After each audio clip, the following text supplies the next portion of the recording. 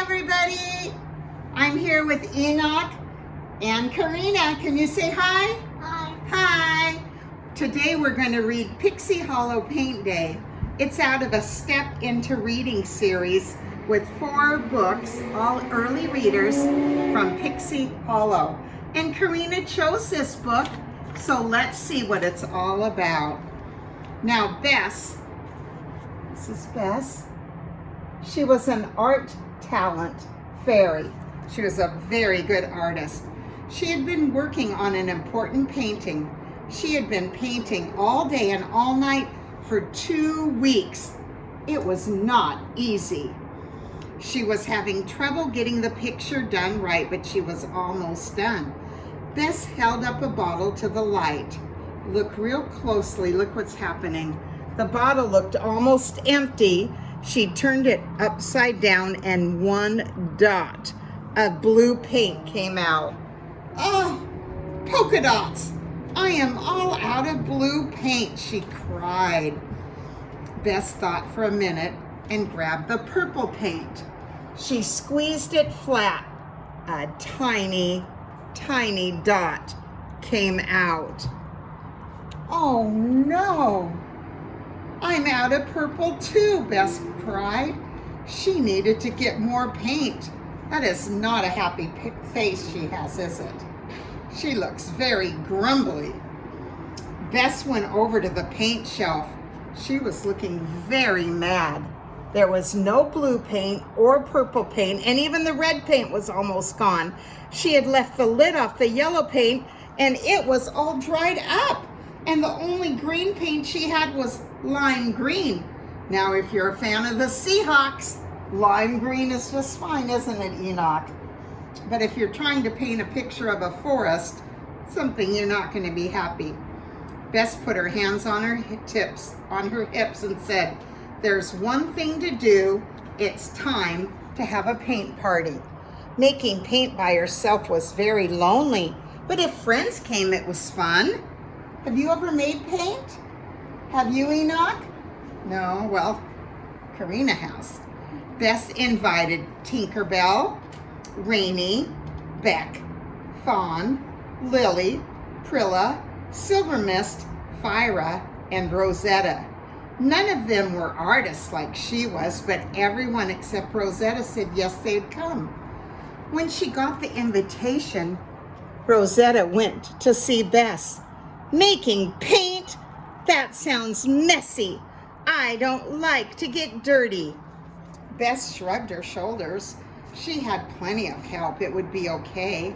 So bright and early on a sunny morning, the fairies gathered in the meadow. "Reporting for paint duty," TinkerBell said. And she gave Bess a little salute. Look at TinkerBell coming. Point me to paint pots." Bess laughed. "Not yet. First we need to go look for the colors." Look at them looking for the colors.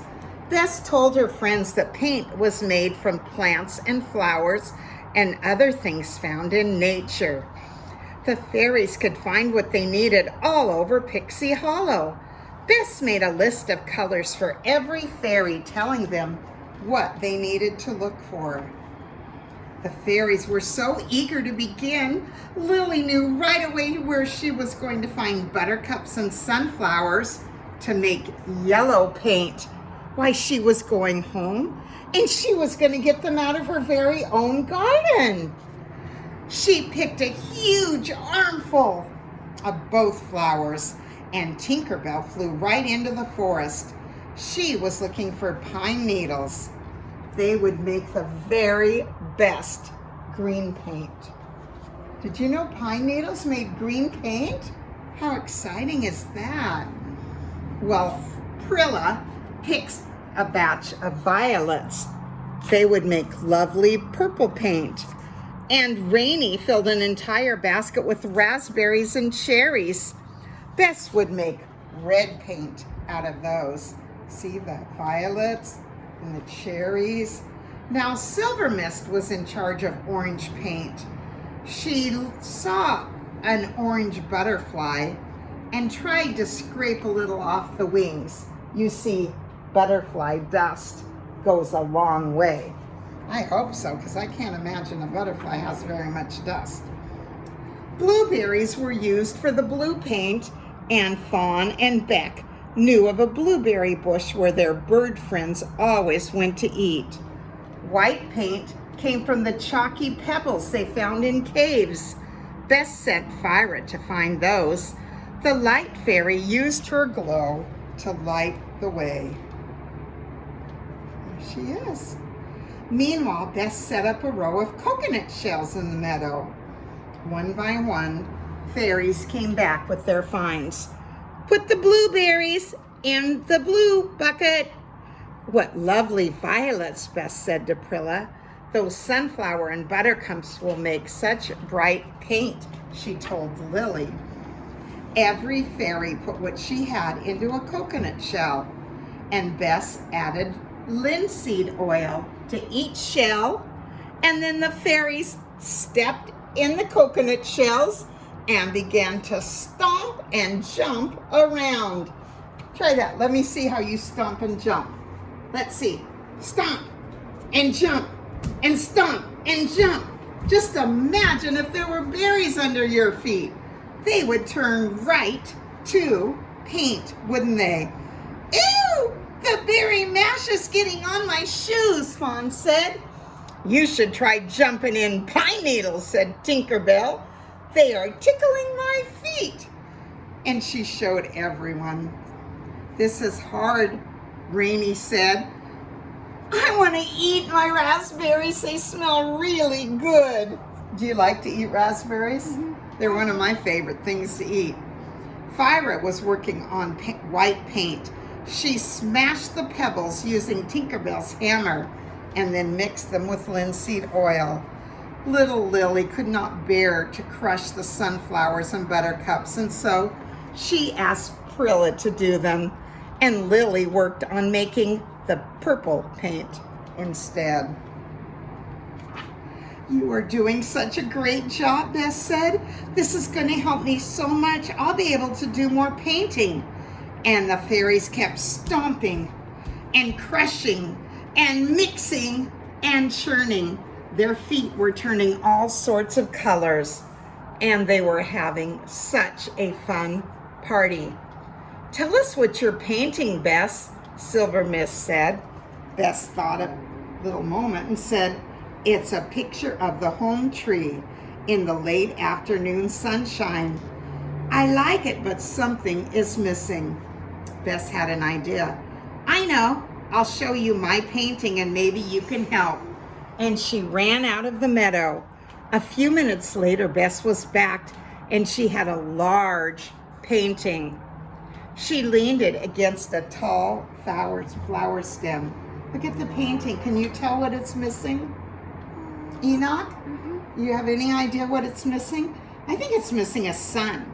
I don't know what she's going to think, but there's no sun in the sky. Let's see what she says. The fairies crowded around to look at Bess's painting. It was beautiful, but something was missing. Maybe some new paint will help, Prilla said. Maybe, said Bess, and she gave her friends a smile. I know what I want to do. I don't want to work on this painting right now. Let's just put away our beautiful paint for later. The fairies quickly began to put the paint into bottles. All of a sudden, they heard a noise. Ribbit, ribbit. What was that? TinkerBell asked. The fairies heard twigs cracking. They heard leaves crunching, and they heard ribbit. Can you make that sound, Enoch? Ribbit. Yeah.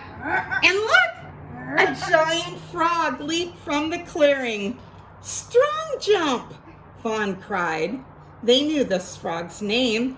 It was Strong Jump, Fawn's friend. He heard her call and jumped right at her. Strong Jump, no! Fawn shouted. Do you think it's going to knock over the paint? It was too late. Strong Jump landed right in the coconut cup of red paint. and it splattered all over. And then he made another jump and he hit the green paint. Now there was green paint all over. Wait, Strong Jump, Fawn yelled, but Strong Jump didn't want to wait. And he hopped on the orange paint and the white paint and the blue paint. He overturned the purple paint and he knocked over yellow paint, and there was paint splattered everywhere. Fawn flew right up to Strong Jump. Stop, she yelled, and he stopped. Good frog, Fawn said and patted him on the head. It's my fault, Fawn said to the other fairies. I had told Strong Jump I would come play with him today, and I forgot. He came looking for me, and he was so happy to see me. He did not watch where he's going. That's okay, Bess said. A little paint never hurt anyone. The fairies looked at themselves. A little paint? Hardly. Look how much paint they have on each other. They are covered head to toe with every color. Prilla giggled. They even had paint in their hair, paint on their clothes. Their legs were covered in paint up to their knees. There was paint on their cheeks, noses, elbows, and ears. And they all put their arms around each other and laughed so hard. Then something caught Lily's eye. Oh, Bess, you're painting. The fairies turned to look at Bess's painting. Look at it. It was splashed with paint, too. Streaks of red and orange and green and yellow went across the canvas. White spots and blue splotches dotted the home tree. And a big, huge blob of purple filled in one corner. Oh my. Bess flew over to the painting. She was very quiet. The other fairies watched her. They didn't know what to say. Bess looked at the painting up close, and then she backed up and looked at it from far away. She looked from the left and she looked from the right. What do you think she's going to say? Slowly, a smile spread across her face. She turned around. I like it, she told her fairy friends. I really like it. All this extra paint, this was just what it needed.